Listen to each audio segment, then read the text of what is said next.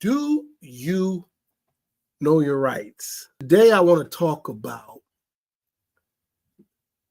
knowing your rights because it's of the utmost importance that you know what your rights are in any country that you live in.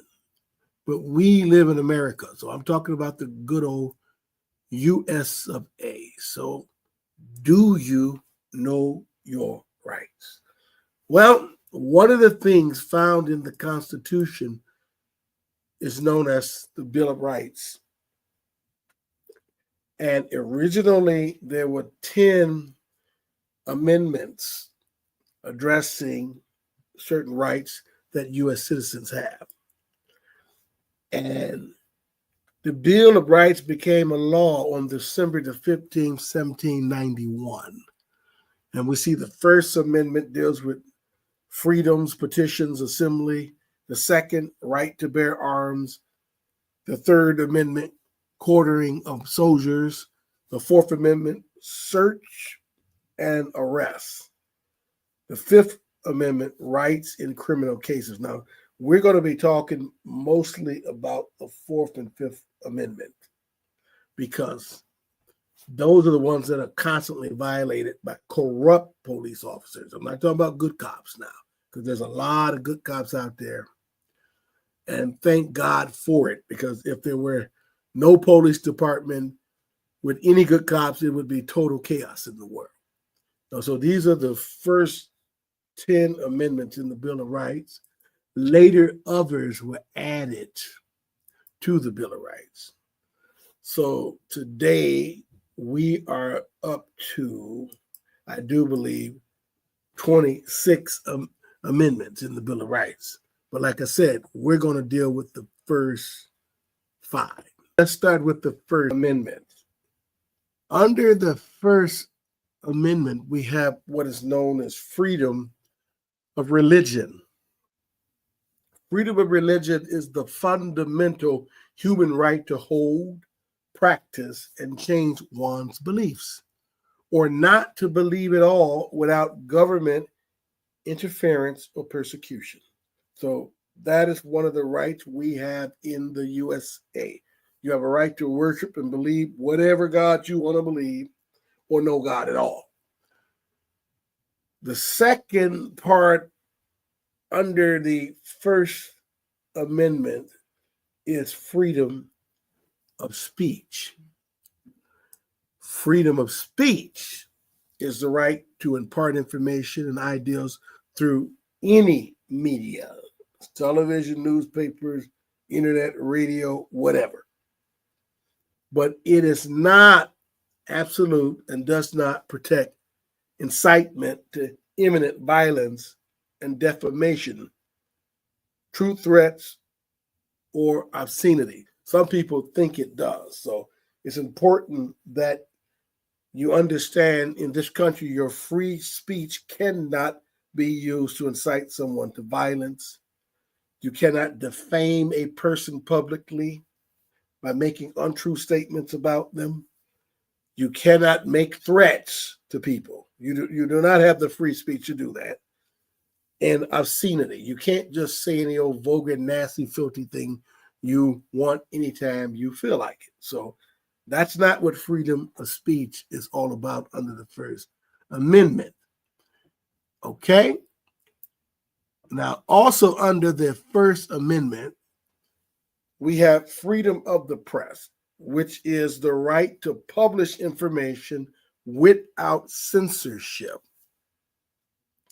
It allows the media to hold the government accountable by reporting on its actions. Then under the First Amendment, we also have the right to peaceably assemble is a right that allows us to gather in public forums to express views and protest without violence.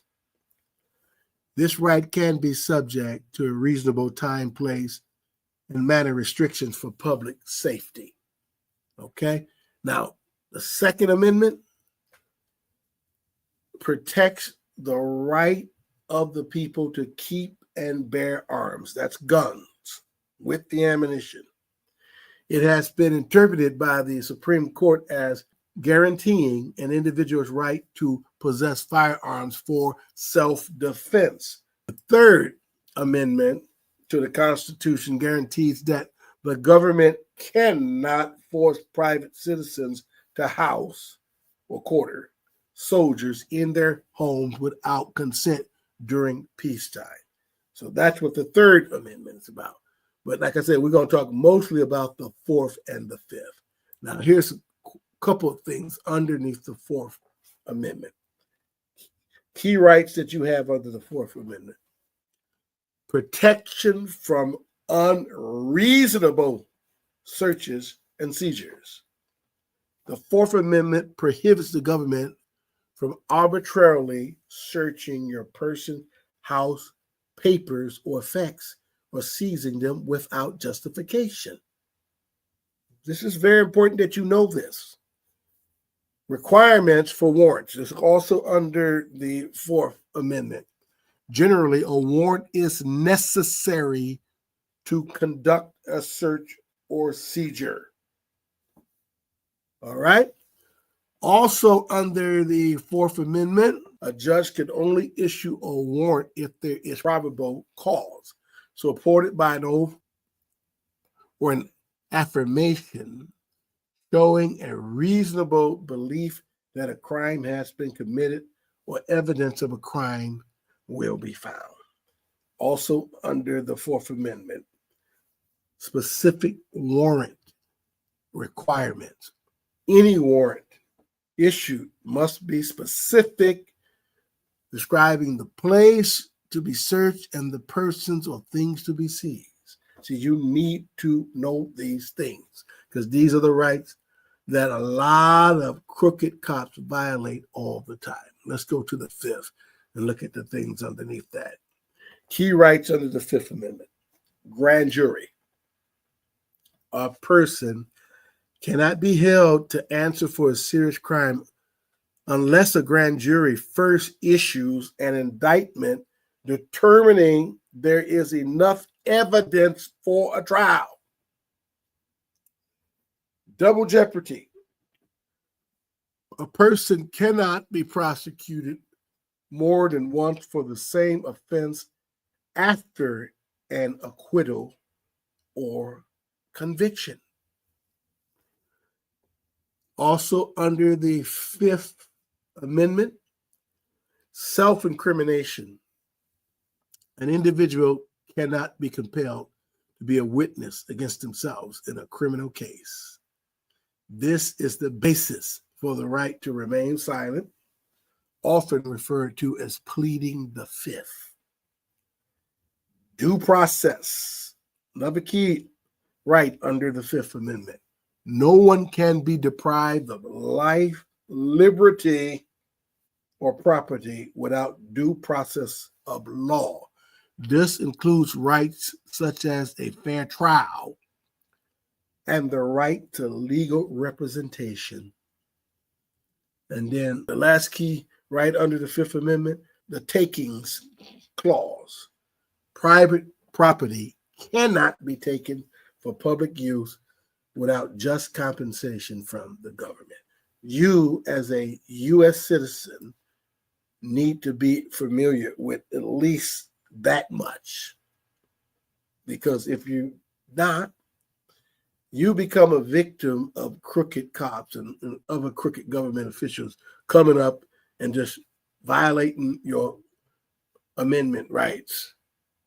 But I want to show a couple of clips of people who knew their rights, okay? So the purpose of this whole Bible study is know your rights. So the first video I want to show is a woman who was instructed to identify herself because the cop pulled over the car, but she wasn't driving. She was the passenger in the car, sitting on the passenger side. Check this out.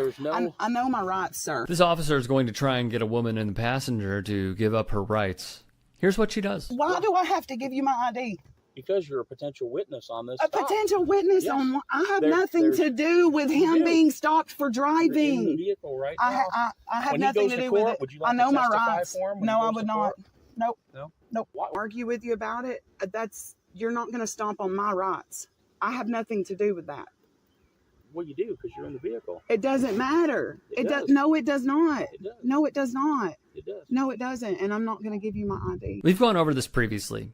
Unfortunately, this cop in the state of Illinois tries abusing his power and deceiving this woman into IDing herself. In short, she doesn't have to. That's ridiculous. It's not ridiculous. I know my rights. And Yes. you know my rights. That's why you're not forcing me to give you anything. Not yet. You're not going to, Not neither. yet. You won't, neither. No. You won't, neither. Well, potentially. No, if you want potentially ID you If won't. you want to ID yourself, I ain't got nothing to do with a we traffic can- stop. I you have do, 'cause nothing to you're in do the- with a you're in the traffic stop. vehicle. No, sir, I do not. I have do. nothing to do with a traffic stop. No, I don't. No, I don't. It's, I mean, I don't What, even sir? know. I don't even know why you're trying to argue with me about it. because there's usually a reason why somebody won't identify themselves. Well, I That's mean, I why. know- It's because That's all. have you not had anyone like check you on your knowing people's actual rights? You've never had that happen. Do you Like not watch bring up auditors Fourth or Amendment and anything? First Amendment Fourth stuff. What is Amendment. auditors? Bingo. Now, I like the fact that this woman knew that he had no right to ask her to identify herself, and she stood on her amendment rights. See, in order for a cop to be able to ask you for identification, there has to be one or two things that took place. A police officer must have a reasonable suspicion to stop and frisk a person. And then the other one is a probable cause for warrantless search or arrest. Has to be one or the other.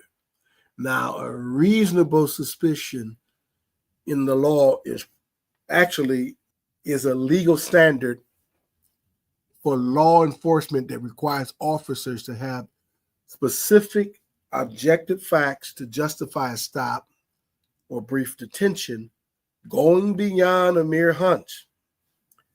This standard allows police to investigate potential criminal activity by enabling them to make temporary detentions, such as a Terry stop, based on rational inference drawn from those facts. For example, a police officer could have a reasonable suspicion if they observe someone trying to conceal a bag when a patrol car approaches, or if a reliable informant provides a specific tip about a crime.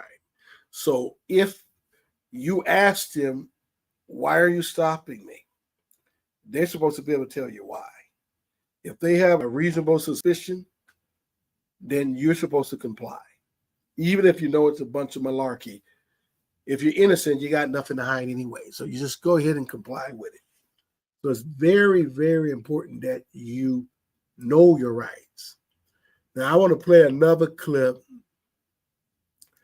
of a bunch of cops who violated this man's rights, and he was not having it. Check this out. Cops just got themselves a huge lawsuit. They illegally forced their way into a man's home with no warrant, even slammed the door at him, then had the nerve to demand his ID. When he refused, these clowns got exactly what they deserved. You just slammed the door at me. Get the f out of the house. You don't close the door on the police. I don't give a. You have no right to enter. We do, actually. No, you don't. It's a warrantless entrance. So get out. Have I committed a crime? Am I suspected of committing a crime? I have a Fourth Amendment right, bro. Don't trample my rights. You're not going to get ID. You two have a right. Let's go. We need your name so you can... You're not going to get it. Jesus Christ. There you go. You see. How many of you does it take to see? I'll take it to court. None of you are going to scare me and bully me. None of you. You guys try it all the time. It's not going to work. This is private property. Now I got 1, 2, 3, 4, 5, 6, 7, 8, 9 out here. Bye. Have a good day, man. Yep. Go yourself. So we see he knew his rights as well, and they left because they knew they were in trouble, and they turned around and went out of that door. Probable cause is the legal standard that requires law enforcement to have a reasonable belief that a crime has been committed or that evidence of a crime will be found in a specific location.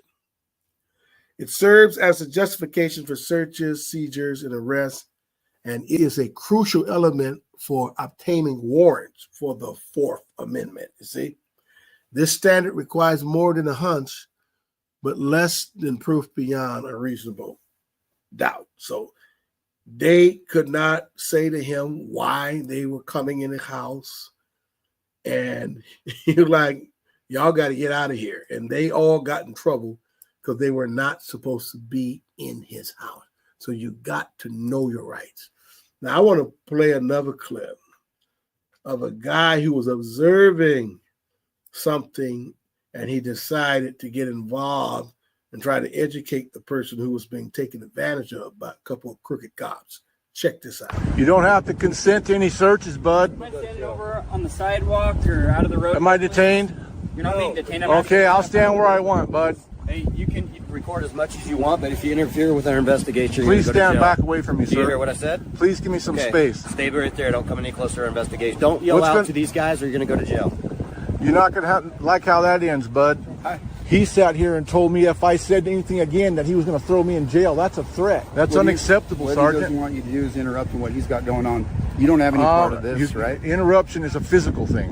You're It's not. fighting his- He's revoked consent. Why are you guys still searching his car? Don't get any closer.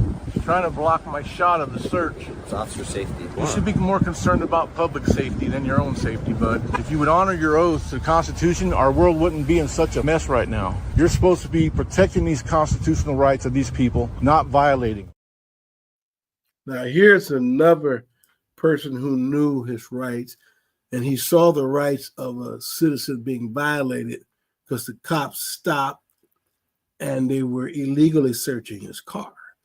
Very important that you know that in order for the cops to search your car or your residence, they supposed to have a search warrant. A search warrant is a legal order issued by a judge or magistrate that authorize law enforcement officers to search a specific location, person, or vehicle for evidence of a crime and to seize any evidence found.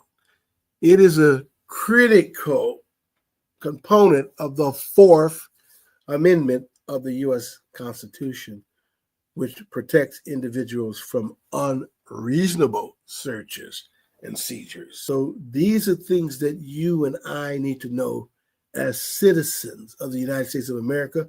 And in whatever country you live in, you need to know your rights.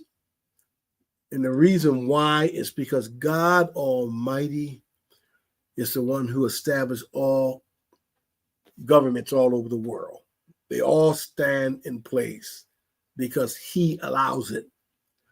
So when we go to Romans chapter 13 with verse 1, we learn something very important. It says, let every soul be subject to the higher powers, for there is no power but of God.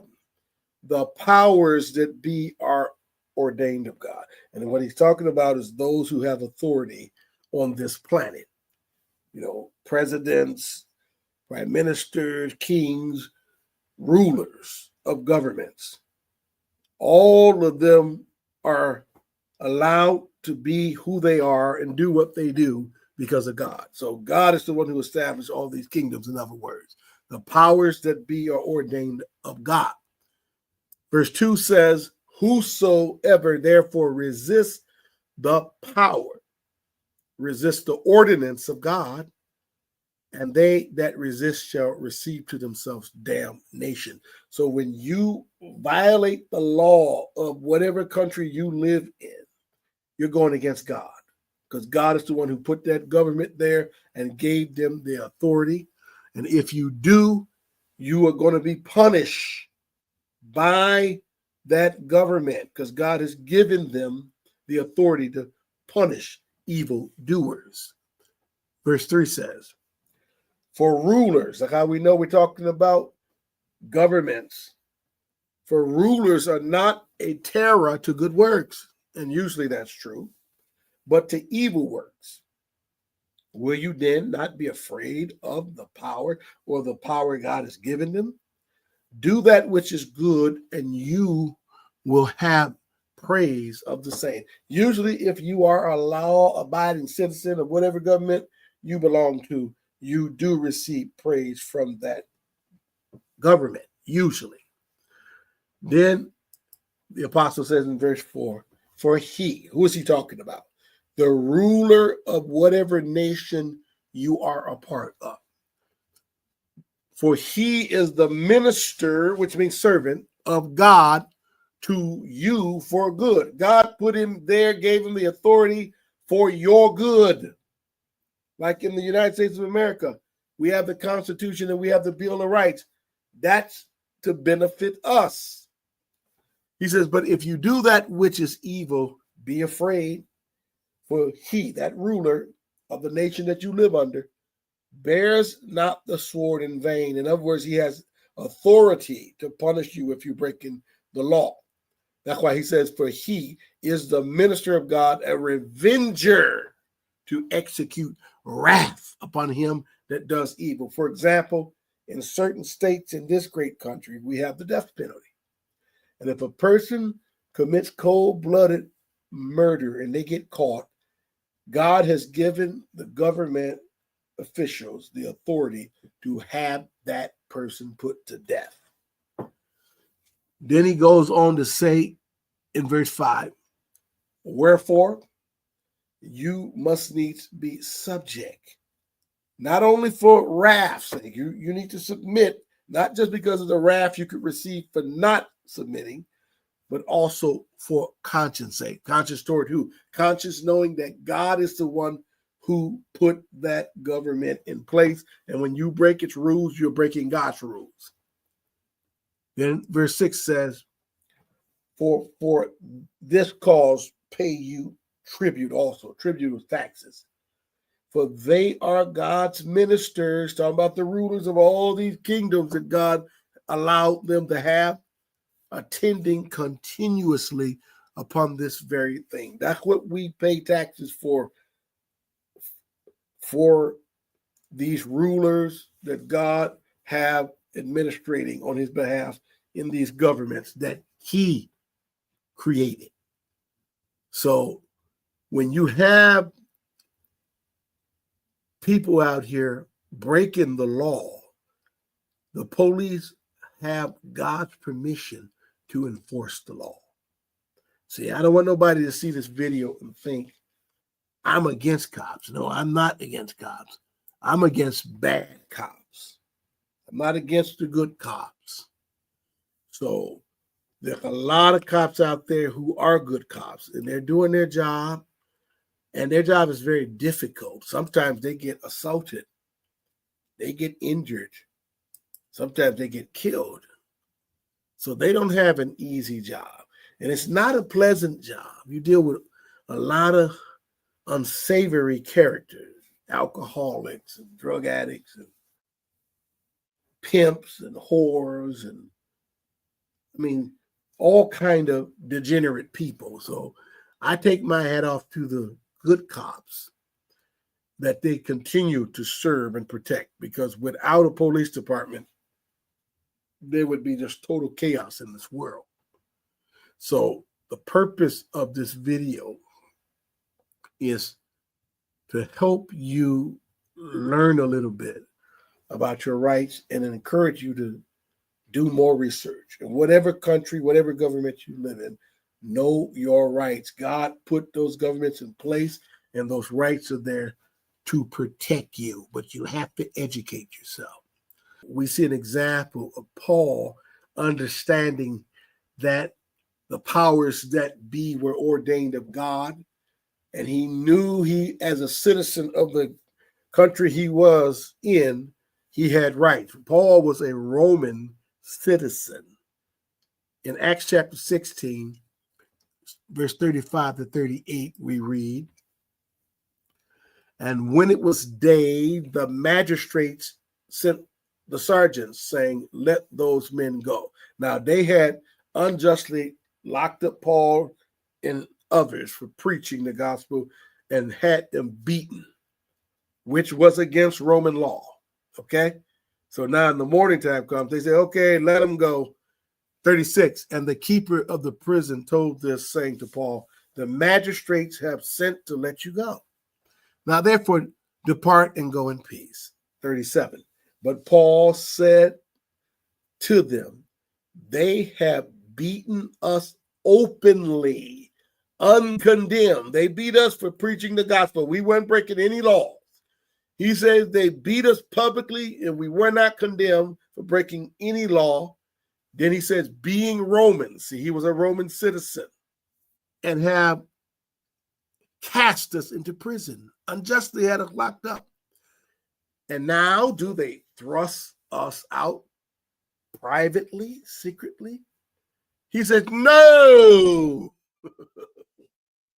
truly, but let them come themselves to fetch us out. He said, you go back and tell them they come down here and let us out after how they treated us. Because as a Roman citizen, Paul could have pressed charges and they would have been in serious trouble for what they did. Verse 38, and the sergeants told these words to the magistrates, and they feared when they heard that they were Romans. Now, Paul was a Roman citizen, okay? But his race, he was an Israelite. But he was a citizen of Rome. So he knew he had those rights given to him from God. Another example is found in the 22nd chapter of Acts, starting at verse 24.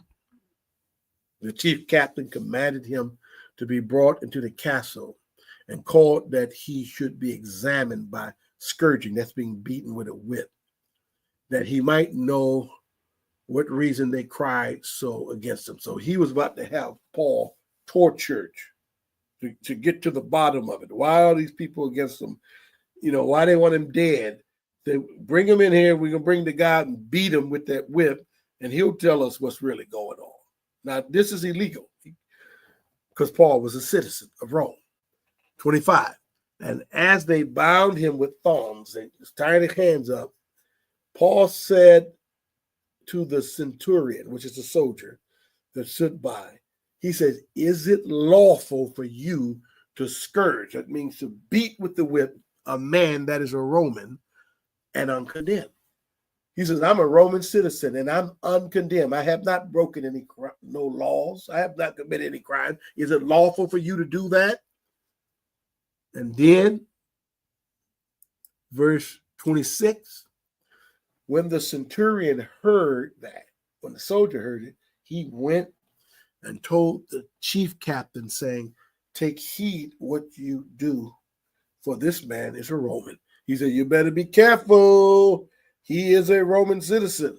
27, then the chief captain came and said to him, tell me, are you a Roman? And he said, yes.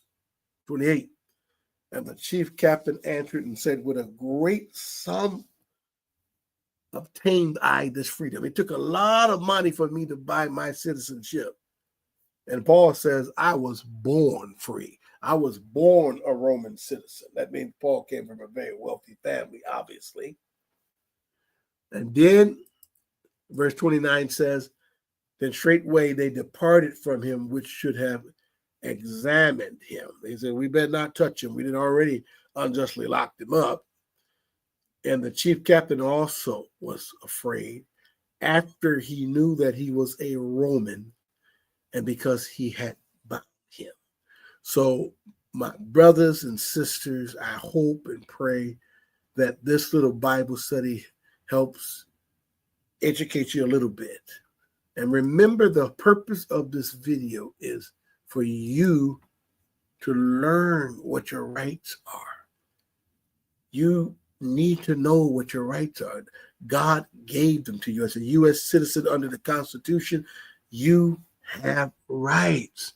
And if you became a citizen by the process of coming in and taking the tests and things and got sworn in, you have every right under the Constitution that any other real American citizen has.